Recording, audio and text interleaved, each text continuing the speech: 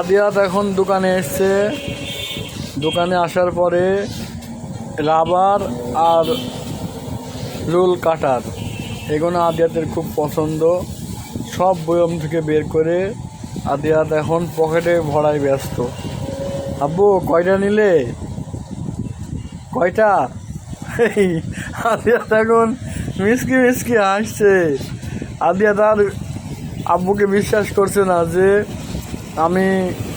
আমি কিছু বলি কি না। এই জন্য আদিয়াত চুপি চুপি পকেটে ভরছে। আদিয়াতের পকেট কয়টা? আদিয়াতের সামনে কোনো পকেট নেই। আদিয়াত দেখি আব্বু দেখি পেছনের পকেটে সব রাবার গুনা ভরেছে, চুপি চুপি ভর্তি আছে। আরো নেবে, পকেটে জায়গা নেই, আরো ভরছে। আরে আমার মিটমিট করে হাসছে আদিয়াত। ধন্যবাদ তুমি, সব তুমি নাও, সমস্যা নেই।